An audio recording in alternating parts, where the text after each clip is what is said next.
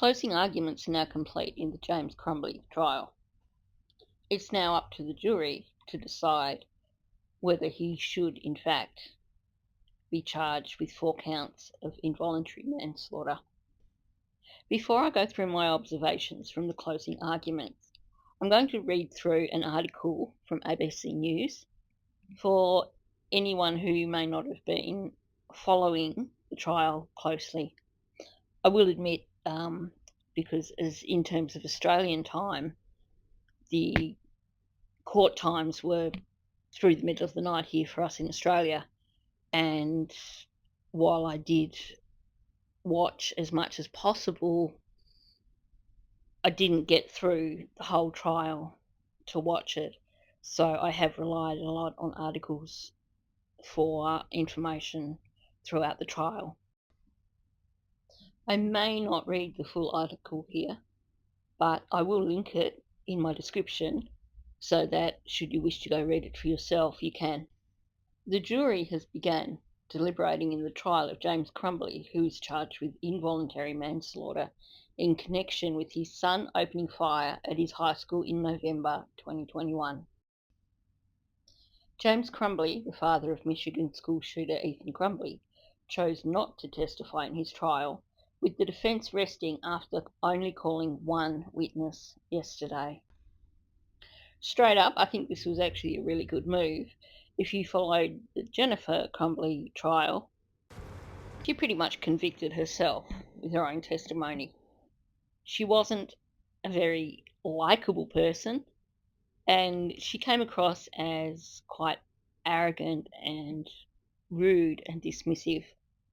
So perhaps Crumbley's lawyer did him a solid by having. With the jury removed from the courtroom, James Crumbley was asked questions by his attorney under oath, in which he revealed it was his choice to remain silent and not testify before the jury. Okay, no doubt here, if he's aware of how his wife's trial went, presumably he was allowed to follow that, then he would have seen how much of a disaster that was.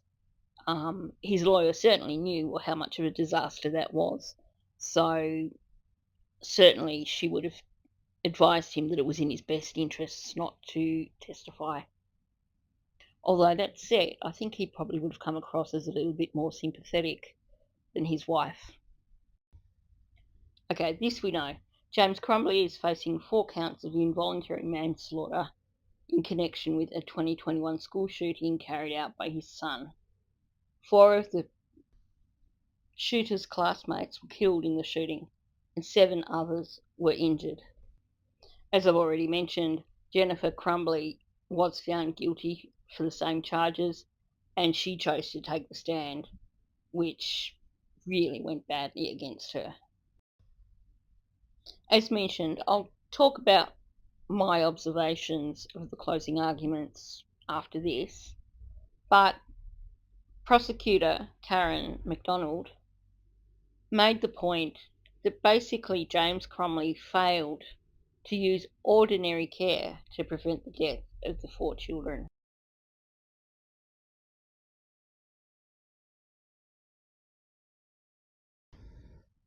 McDonald did recognise that school officials didn't do enough themselves to prevent the shooting, but she made it quite clear in her argument that James Crumbley was still responsible. He had the ability to prevent the shooting. The defence argued that James Crumbley did not know that his son would carry out the shooting. He had no idea what his son was capable of. He had no idea what his son was planning. Of course, this is something that was never in dispute during the trial, and something which Karen McDonald came back at in her rebuttal. The charges are not about him knowing that his son would carry out a shooting. If he had known his son was going to go out and shoot and kill 4 children and had let it happen, then he would have been up on murder charges But that's not what the charges are against him, because nobody expects him to have known as a certainty that his son was going to go and shoot those children. But, as pointed out by Karen MacDonald, it is reasonable to expect that with all the information that he had, that he should have had concerns and he should have taken actions which would have prevented. During the rebuttal, MacDonald at one point began attaching a cable lock to the murder weapon, saying it only takes 10 seconds, but could have prevented the shooting. To me, this was a pretty powerful moment. She showed how very, very simple it was. And for me, as someone who doesn't come from a country that is quite so comfortable with guns, I found myself having quite a physical reaction to seeing that gun. I actually hadn't realised just how big it was, and how weighty it must have been. At one point, it has been discussed that people in the school mentioned how heavy his bag was. And yeah, I do have criticism of them because I think they could have acted to prevent the shooting as well. I noticed that after the demonstration, Karen MacDonald left the now locked weapon sitting on the desk in front of her as she continued to address the jury. This was definitely intentional. She wanted the jury to get another look at the weapon, and she wanted to have it there in front of her while she finished her argument, so that when the jury went away to deliberate, that image would be fresh in their minds. The remainder of that article talks about some of the witnesses that were used in the trial, including James Crumbley's sister. So it's worth a read. Go and have a look. Anyway, going on to the closing arguments.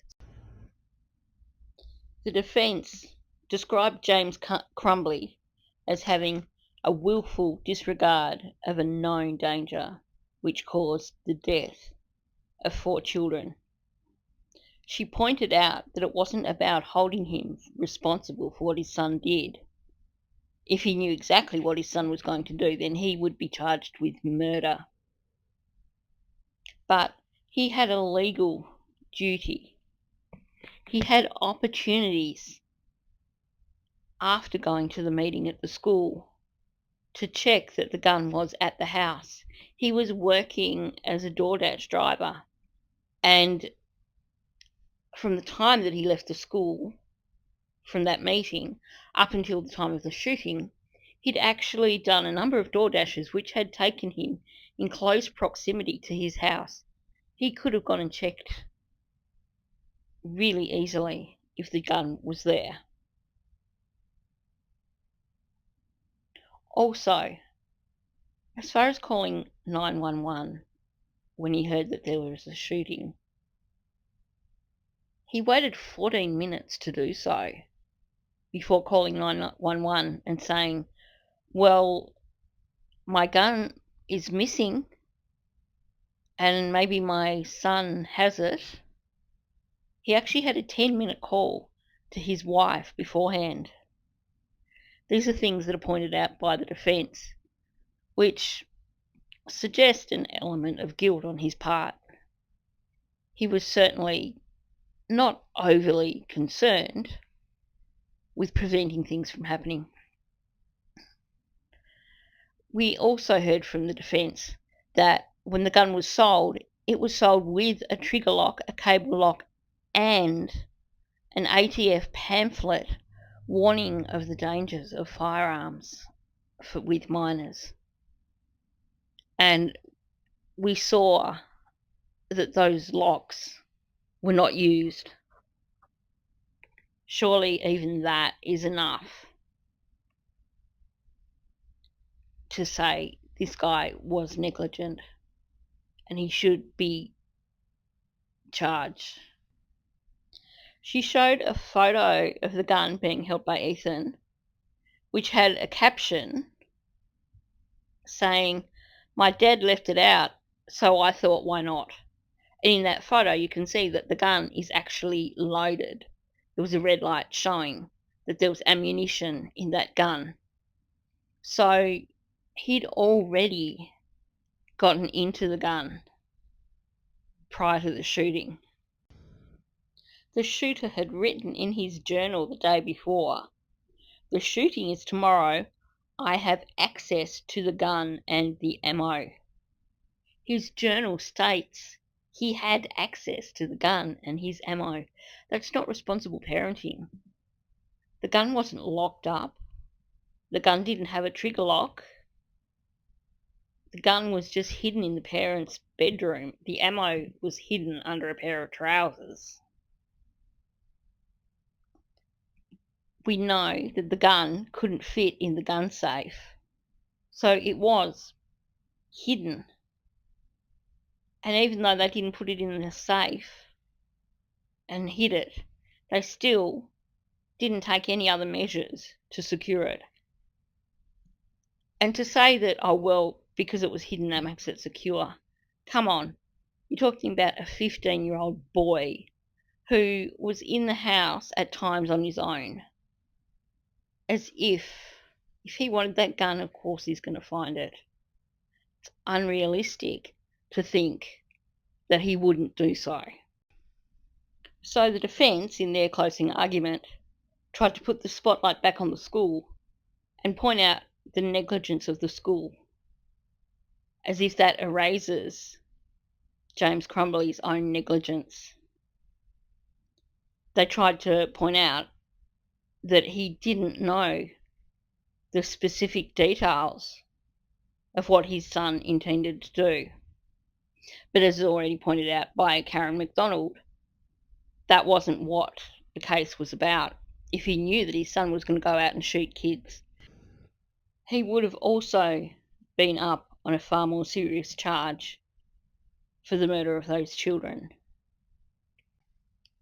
The defence tried to focus on giving the jury a list of things that James Crumbley did not know. She didn't talk about the things that he was negligent for.